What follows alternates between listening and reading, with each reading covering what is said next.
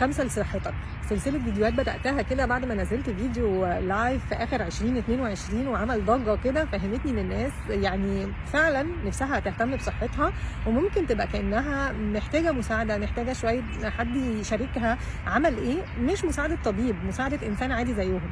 فدي المساعدة اللي انا بسعى ان انا اقدمها من اول 2023، اني بنزل سلسلة فيديوهات بعنوان 5 لصحتك، وفيها بشارك ازاي انا اهتميت بصحتي من اول ما تميت سن ال40. كنت مش راضية عن صحتي خالص، وبعدين اخدت كده عهد على نفسي ان انا من ال40 لل50 لو في العمر بقيه هتكون اولويتي نمره 1 هي صحتي.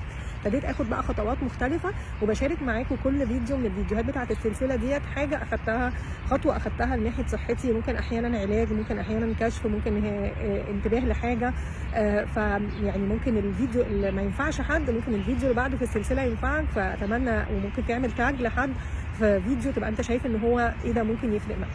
النهارده انا هتكلم على ايه؟ هتكلم على الوان مهم جدا ان احنا ننتبه ليها في صحتنا. لو احنا عايزين ناخد بالنا من صحتنا، الالوان دي اساسيه ان انا اخد بالي منها. لون منهم لون الشعر.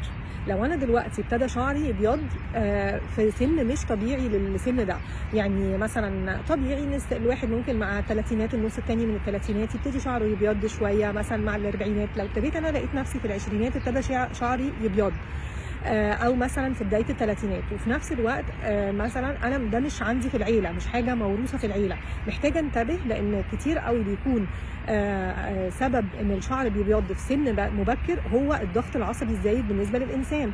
طيب الضغط العصبي ممكن يبيض الشعر، بس ده مش معناه ان هو دي اخرتها، دي البدايه بس، انما بيبقى له بقى حاجات كتيره قوي، امراض تانية ممكن تؤدي الى القولون العصبي، ممكن يؤدي لمشاكل مثلا يؤدي الى نمو الخلايا السرطانيه بسبب الضغط العصبي. فهو بيسموه مرض، يعني كانه المرض العصر الفتره ديت جزء حاجه كبيره قوي هو الضغط العصبي. فمحتاجه ان انا انتبه لو لقيت ان شعري بيبيض في سن بدري قوي، او لو لقيت ان انا شعري بيبيض بسرعه جدا، يعني مثلا كان الاول عندي شعرتين بيض وبعدين فجاه ابتدى يبيض جامد قوي، فده لون اهتم بيه. اللون الثاني اللي ممكن اركز عليه لون البقع البني في بشرتي. لو لقيت ان انا ابتدى يجي لي بقع بني في بشرتي، معناها ان انا بشرتي بتتعرض للشمس بطريقه كانها مش صحيه، وده انذار. احد الحاجات اللي احنا ممكن مش منتبهين ليها هي فكره السرطان اللي بيجي في الجلد.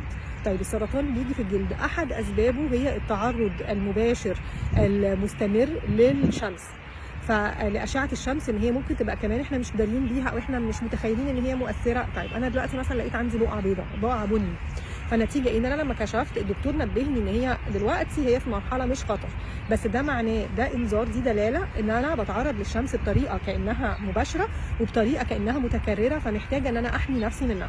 فمحتاجين نقول لنفسنا كده، تخيل لو انت عندك بيت وسايب الباب مفتوح، دخل شويه تراب، فانت بتقول ايوه شويه تراب، لا هي المشكله مش في ان انت عندك شويه تراب، انت المشكله ان انت عندك الباب مفتوح، فممكن يدخل من الباب دوت بعد كده، ممكن يدخل حيوان متوحش، او ممكن يدخل مثلا كلب مسعور، او ممكن يدخل حرامي، فمحتاج ان انت تاخد بالك ان انت تقفل الباب. نفس الحكايه كده لما تلاقي تراب، يعني فنفس الحكايه لما تلاقي بقعه بني في وشك زي كده، محتاج ان انت بقى تاخد بالك ان انت تنتبه ليها. فانا احتجت ان انا احط بقى سان سكرين، يعني واقي للشمس. خلاص صيف شتاء اي مره انا هتعرض فيها للشمس بقيت احطه، عشان بقت فاهمه ان انا محتاجه اقفل الباب، ما ادخلش التراب في بيتي، ما اسيبش وشي كده يتعرض للشمس بطريقه كده. طيب الحاجه اللون ثالث ممكن ننتبه ليه، لون البياض بتاع العين. لون بياض العين ده مؤشر مهم جدا. لو لقيت اللون دوت مصفر شويه، هفهم ان انا عندي الصفرة، فانا بقيت عارفه ان انا لما انا مثلا لون عينيا صفار، البياض دوت اصفر، كنت وقتها فاكره ان انا عندي برد، وفضلت قاعده لمده اسبوع بتعالج ان عندي برد، وبعدين لغايه لما انتبهت ان ايه ده، امي ساعتها اللي نبهتني ان ايه ده، بصي انت عينك بياض عينك لونه اصفر، فبقيت عارفه ان انا اركز لو حد بياض عينه لونه اصفر ممكن يكون عنده مرض الصفرة عشان يرتاح ويتعالج صح. لون كمان في العين ممكن، فثالث لون هو لون العين، يعني لون كمان في العين ممكن يكون اللون الاحمر. فانا لما بلاقي نفسي ان انا عينيا محمره حوالين كده النني الاسود او النني البني، يعني بفهم ان دوت ممكن يكون عندي جفاف في العين. فده من الكشف بقى اكتشفت ان انا كده. حتى مثلا كان حد من عيلتي طبيب عيون، فكان بيقول لي ايه ده انت عينك حمرا جدا، انت مش فاهمه انت عندك جفاف ازاي. فبقيت فاهمه ان ده لون ثالث بيدل على ان احنا عندنا جفاف العين. محتاجين ايه؟ محتاجين نشرب ميه كتير، لان قله الميه بتؤدي الى جفاف العين. مش بس كده، احنا ممكن نبقى محتاجين ان احنا نقلل شويه تعرضنا للشاشات، لان تعرضنا للشاشات من غير ما نبربش بطريقه كانها دوريه بيؤدي الى جفاف العين. طيب لون رابع مهم ان احنا ننتبه ليه هو لون اللسان. فتخيلوا كده لما الواحد بيبص على لسانه، لو اللسان لونه ابيض او لونه اصفر معناها ان هو ممكن يكون في حاجه في الجهاز الهضمي. فمحتاج ان انا انتبه للساني وانا بغسل سناني كل يوم، ببص على لساني لونه ايه. لو لونه بامبا او لونه اقرب من الاحمر تمام، يبقى لونه تمام. انما لون اللسان الابيض او لون اللسان الاصفر دليل على ان في حاجه ممكن في الجهاز الهضمي مش تمام، فمحتاج ان انا انتبه ليها. طبعا كل الحاجات دي تخيلوا لو انا بنتبه ليها مع الاطفال بتبقى بتفرق جدا. نفس الحكايه لو ابتديت انتبه للون الضوافر، وابتديت اقول كده هي لون الضوافر اللي عامله ازاي. لو لون الضوافر كانها لونها مصفر، فهي كأن عندي نقص معادن معينه او نقص فيتامينات معينه محتاج ان انا انتبه لها. نفس الحكايه لو الضوافر ساعات بنلاقي ان كأن تحت الجلد كده في شرط بيضاء، فمعناها برضو ان في نقص معادن او نقص فيتامينات، فمحتاجين ان احنا ننتبه للون ده. ما نستناش لغايه لما الحاجه تبقى تعبانه جدا، خلينا ننتبه. سادس لون واخر لون هشاركه معاكم هو لون بقى البيبي. لما بنيجي نعمل بيبي، لما بنيجي نتبول كده، اللون دوت مهم جدا ان احنا ننتبه له. الطبيعي بتاعها ان لونها هيكون اصفر فاتح جدا اقرب للشفاف. كل ما اللون غمق كل ما بقى في دلاله ان احنا في مشكله، ان احنا ممكن يكون مشكله كانها برضو يبقى عندنا مرض زي مثلا مرض الصفرة، او في مشكله ان احنا عندنا ما بنشربش ميه كتير، او ما بنشربش ميه كأن بالكميه المناسبه لجسمنا، وبالتالي لون البيبي غامق. فمحتاجين ان احنا ننتبه جدا للون البيبي بتاعتنا وبتاعت ولادنا.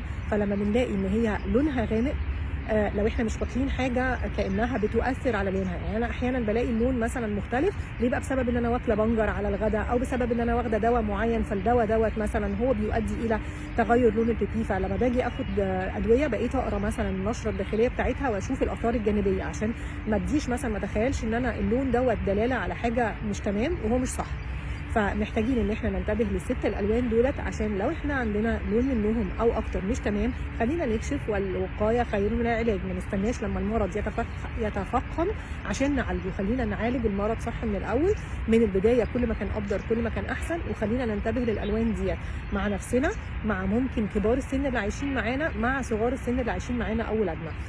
6 الوان شاركتهم النهارده. لون الشعر الابيض اللي كانه بيتنطر بسرعه او بيبان بسرعه في سن مبكر، او في سن عادي بس انتشر بسرعه. لون بياض العين، لون الجلد البقع اللي في الجلد، لون اللسان، لون الضوافر، ولون البيبي. 5 لصحتك. اتمنى ان تكون الفيديوهات مفيده، ولو الفيديو دوت مفيد اعمل له شير واعمل تاج لحد يهتم ب5 لصحتك، وتابع السلسله، وخلينا نهتم بصحتنا اللي هي راس مالنا، اللي هي ربنا سبحانه وتعالى استودعها عندنا، فخلينا نحسن الحفاظ عليها وما نفضلش مهملينها لغايه لما نيجي نقول يا ريتنا اهتمينا بصحتنا. كل يوم احنا طيبين.